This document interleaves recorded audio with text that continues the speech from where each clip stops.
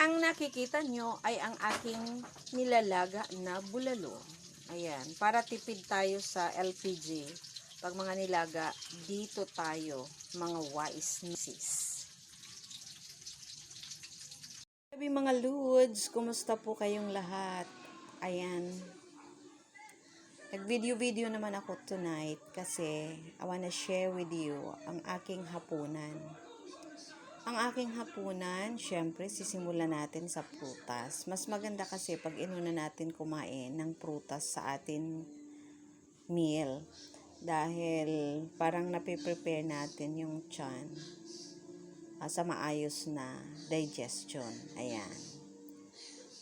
So, ito muna ang aking kakainin. Tapos, syempre, may kaunti pa tayo doong leftover na gulay. Meron tayong prito na abo. Abo ang tawag niyan dito sa amin sa Bicol. Ewan ko doon sa ibang lugar. At yung abo na yan, na prito, or yung isda na yan na abo, according to mga matatanda dito sa aming lugar, pwede siya kahit sa mga may sakit na tao. Kasi hindi siya sobrang malansa.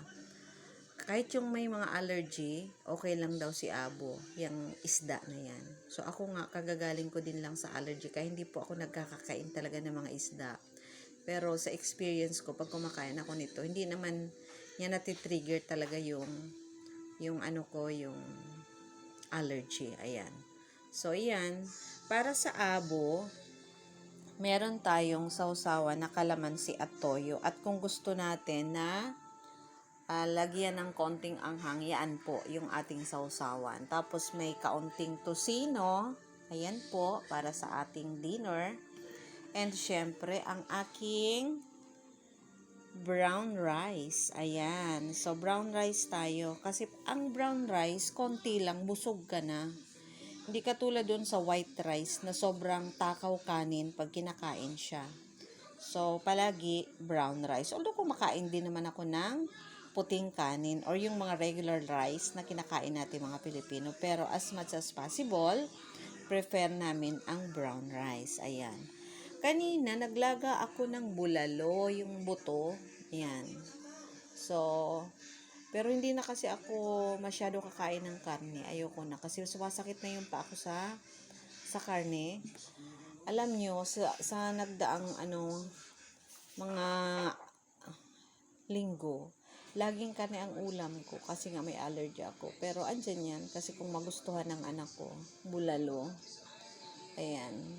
Actually, nilaga ko yung bulalo na yan para yan sa bukas na pagluluto namin ng pansit. Kasi yung sabaw ni bulalo, siya yung ginagamit namin pansabaw sa pansit. At free sabaw din para sa mga kumakain. So, yan po ang ating dinner for tonight. Simpleng pagkain na mga Pilipino. Actually, magluluto sana ako ng ampalaya. Kaso, tinamad na ako. Ito na lang yung hapunan ko. Tapos, kasi sabi naman ng mga matatanda, sa hapunan naman daw, okay lang. May panghila ka lang ng kumot. Ayos na yan. So, tara, kain tayo mga Lods ng pritong abo. Yan po ang ating dinner. Sabi ko ayoko na ng karne. Pero bakit meron ka pang tosino? Sa anak ko po yan. Kasi pag isda, yung ulam, kakaunti lang kinakain ng anak ko. Kaya nagluto din po ako ng tosino. Ayan. So, ayan po mga Lods. Let's go have our dinner.